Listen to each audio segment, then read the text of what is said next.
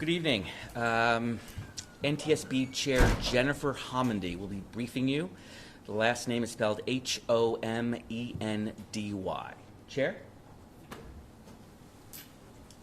Is it Jennifer? Good evening.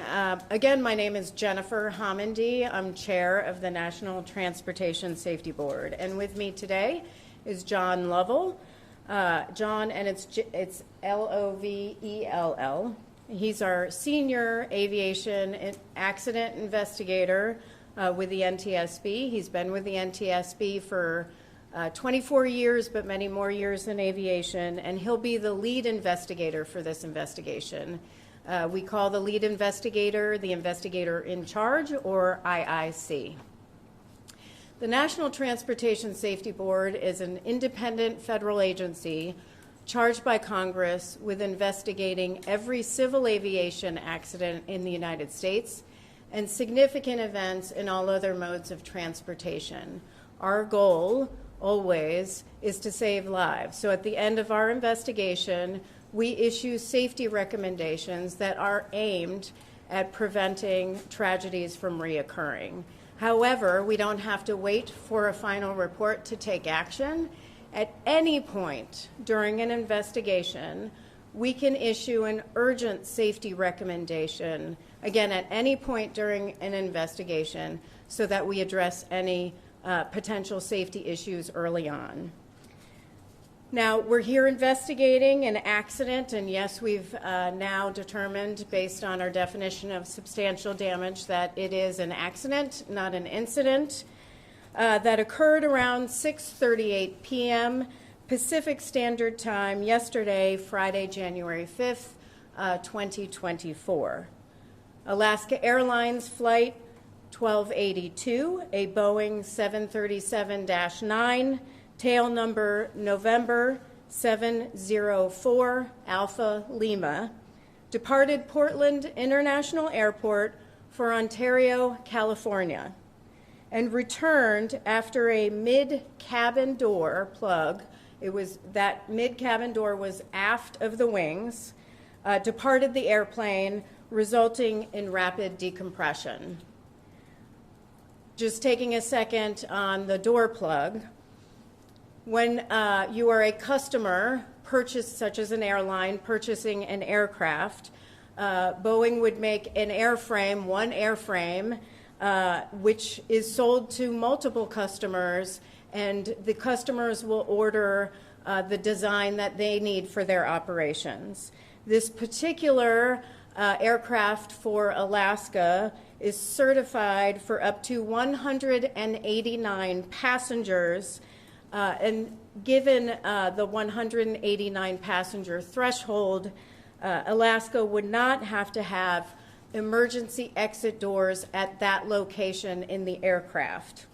Alaska actually only has on this plane 178 seats.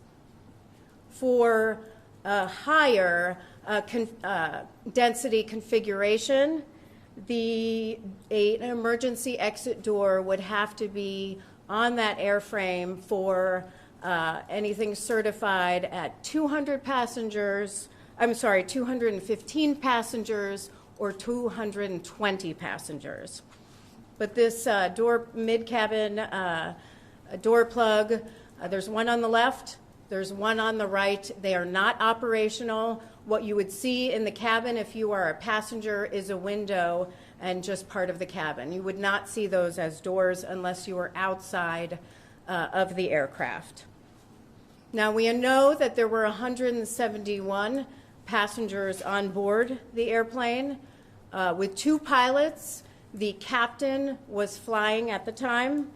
They also had 4 flight attendants on board.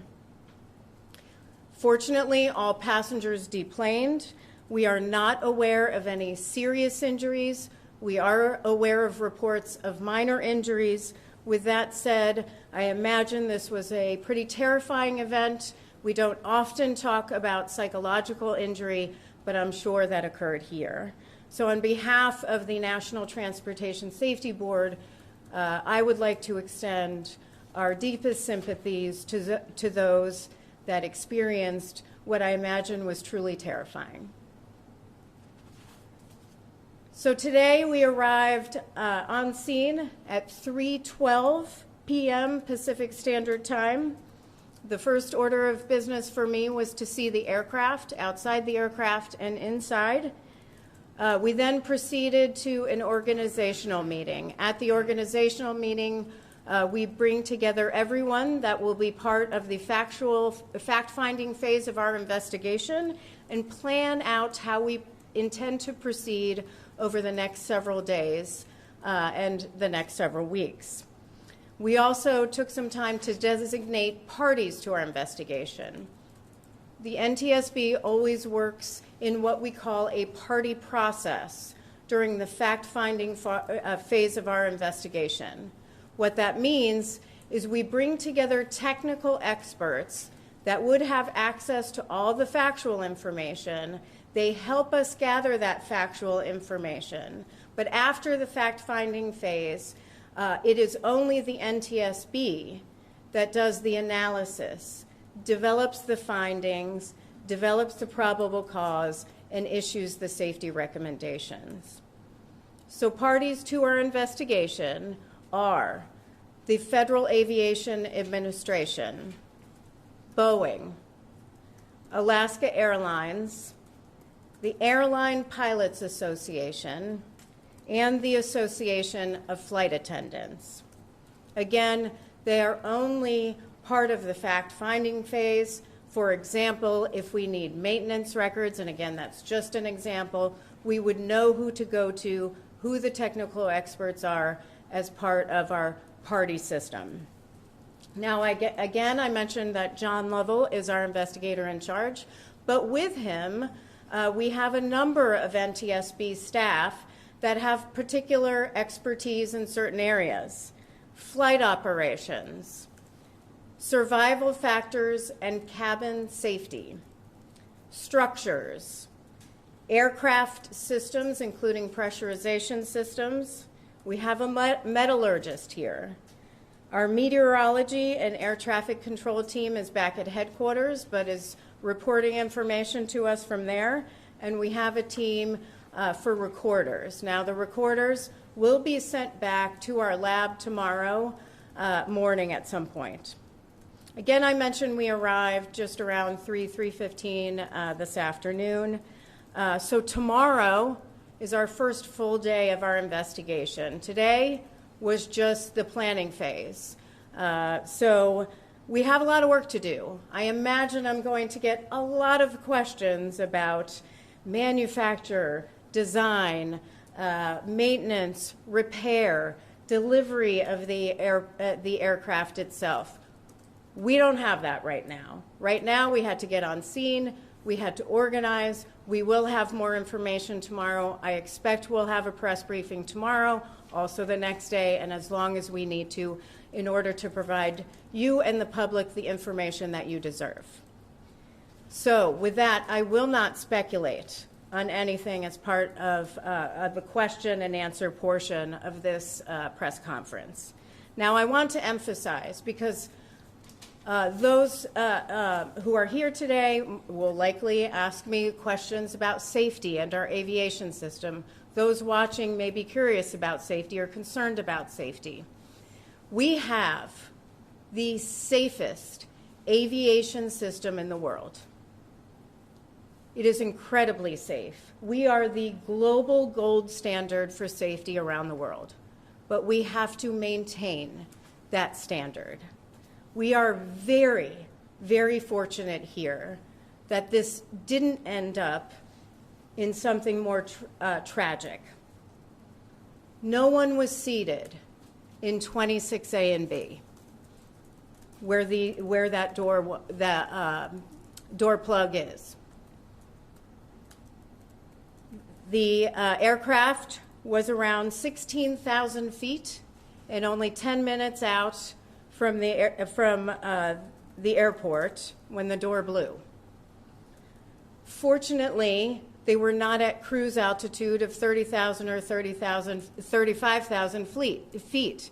Think about what happens when you're in cruise. Everybody's up and walking. Folks don't have seatbelts on. They're going to restrooms. The flight attendants are providing service to passengers. We could have ended up with something so much more tragic, and we're really fortunate that that did not occur here. Now, I would like to take a moment and thank some entities and individuals. First and foremost, I want to thank the Secretary of Transportation. He reached out to me today just to express support and coordination for the investigation. I've been on the phone since this morning and actually really last night with the Federal Aviation Administration Administrator, Mike Whitaker. He has been very communicative with us and very supportive of our work as we have of theirs today. I am very encouraged that they took swift and decisive action to ensure continued safety in our airspace. I also want to thank the first responders, the heroes after such tragedies, the Port of Portland Police Department and the Port of Portland Fire Department did an incredible job. Thank you for all your work. I also want to thank the FBI and the local law enforcement. You may see the FBI here. The NTSB has a memorandum of understanding with the FBI to help us collect evidence. We may need equipment at some points during an investigation, and they help provide that to us. In this case, they're helping local law enforcement locate the door and components that came off the aircraft in flight. But now we need the public's help. We know from looking at radar data, well, at least we believe from looking at radar data, that the door is around Barnes Road near I-217 and the Cedar Hills neighborhood. If you find that, please contact local law enforcement. You can also email us at witness.gov.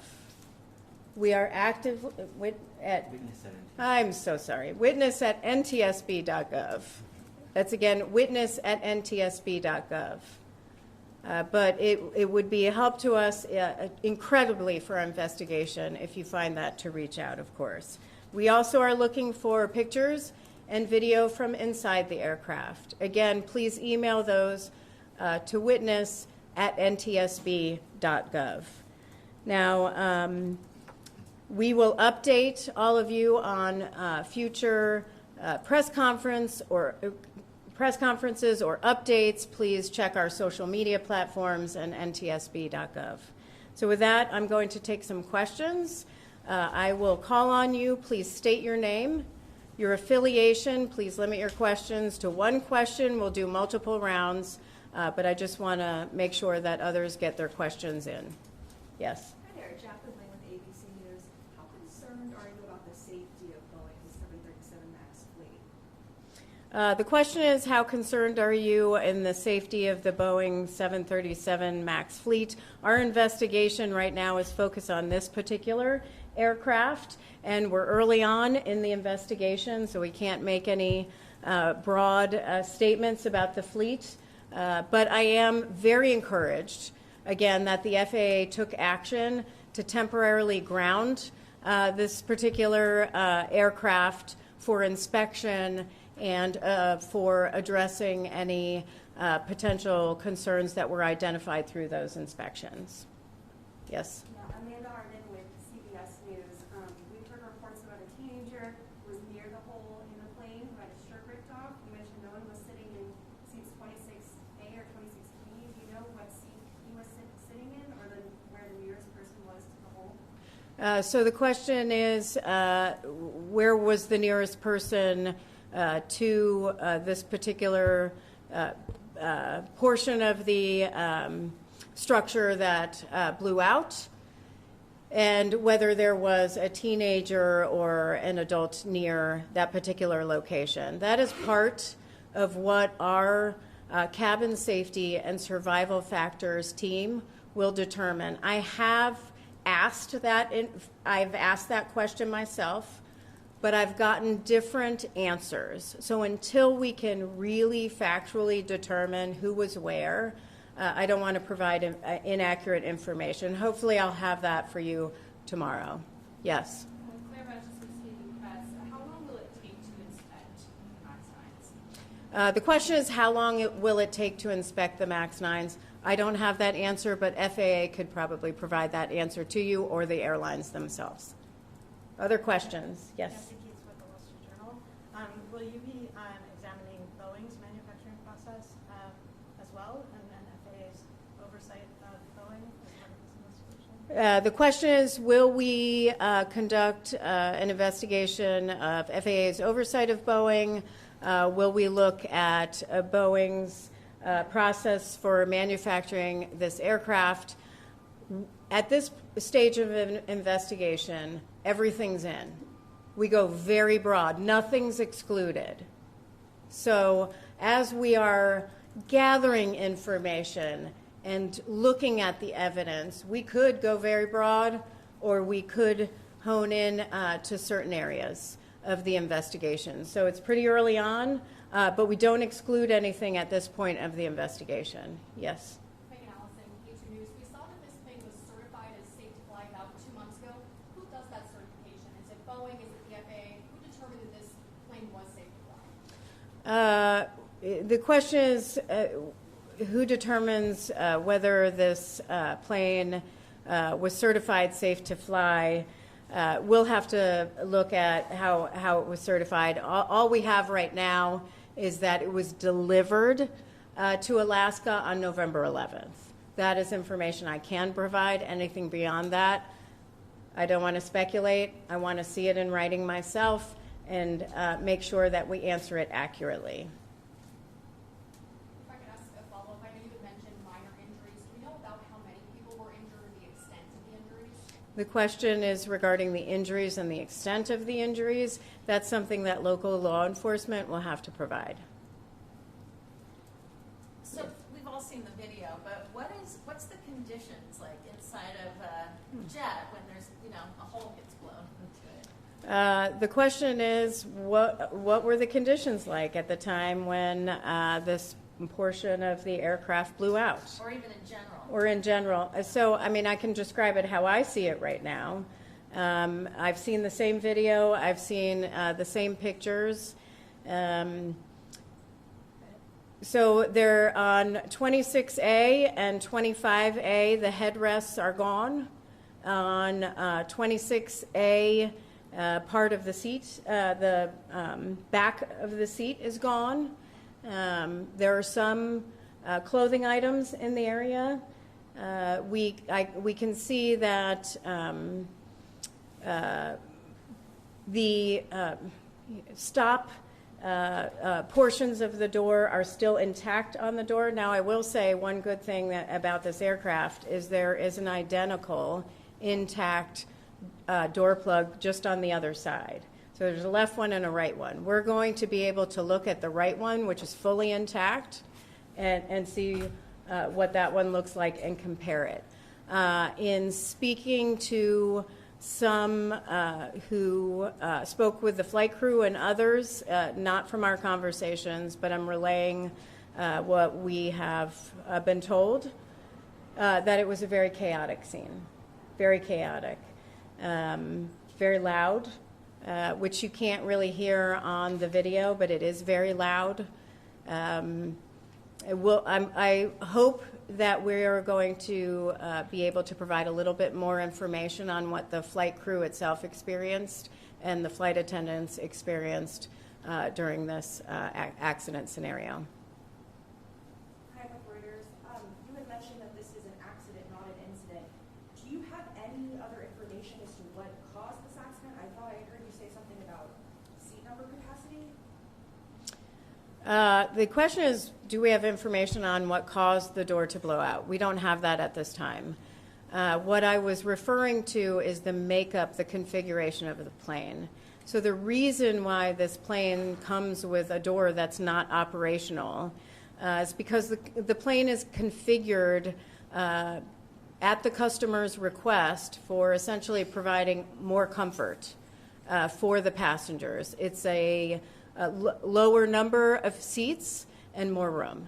And so with that, you don't need emergency exits at that location. But the manufacturer will manufacture one airframe, and then the components depend on the customer's needs. So in this case, it's a plug. It's not an operational door. Now, granted, it is, you can open it from the outside for inspection, but it's not an operational door, not an operational exit door.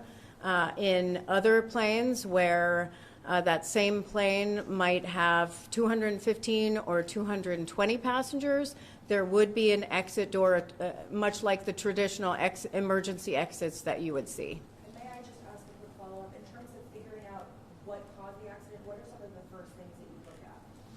Yeah, you know, I'll provide some of that information tomorrow on what we're going to look at for the investigation. I want to get with some of the groups and but I can give you a few things. I mean, certainly we're going to look at the maintenance records. We're going to look at repair, but this is a new plane. It was delivered and was put into service on November 11th, but we're still going to want to look at that.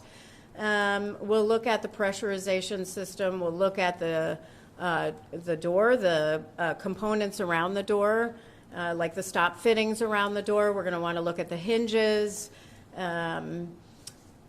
There is a lot of information that we'll still have to look at. We'll want to know training, qualifications. We'll want to look at the safety briefings that were provided, what occurred during the accident scenario itself with respect to emergency operations, emergency egress. There's a lot of information that we're going to be looking at. And I could provide you more detail on that tomorrow, right here and then here.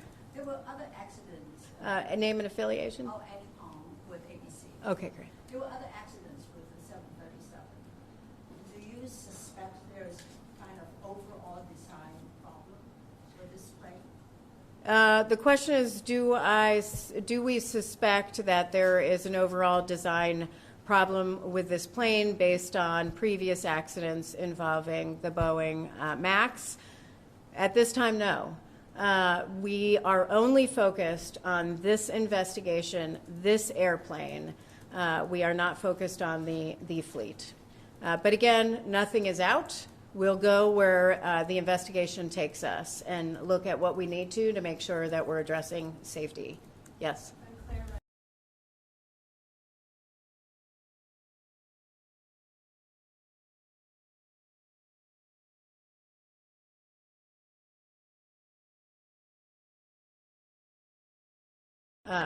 We don't know what was the why that clothing is there.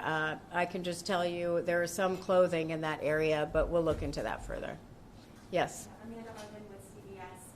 Do you know about what speed the plane was traveling at? The question is on the speed of the plane, and we'll get all the information from the recorders. Yes. Can I ask a question for Mr. Lovell, please? Does your past experience include investigating the Ethiopian Airlines MAX crash, and are you bringing that expertise to this investigation? John, you want to step up too? Yes, I assisted. Actually, I represented the United States in Ethiopia on the MAX crash over there. Yes. So can you talk about what you learned through that investigation that you're bringing to this experience here on the ground in Portland? That remains to be seen. We did go through a lot. It was a very complex investigation, and this one we are still in early stages, as the chair has indicated. So we don't know yet. Your emotional perspective, looking at this plane, what were some of the impressions that you had as chief investigator? My impressions are that, as the chair indicated, we're very thankful that it was at a particular phase of flight where it was not more catastrophic. So we're grateful for that, and that's a big thing. And we're seeing that, by the way. I'm sorry, Yeah. not affiliating. And can you take us through your day tomorrow? Like when you're getting up, first order of business, give the people at home and around the world a sense of what you'll be doing tomorrow. Well, I'll probably be up about 5 or so and try to make sure that everybody is well taken care of. They're the ones that do the work, and I'm here to facilitate that. And but they're the specialists and the experts, so I want to really be available for them. Final question, do you, I was just going to ask both of you, do you have a message to the people who are out in these neighborhoods searching for the Door Club? Well, first, let me, one thing on the investigations that I just want to clarify. The specialties that I mentioned earlier, we form accident investigation groups when we are on scene.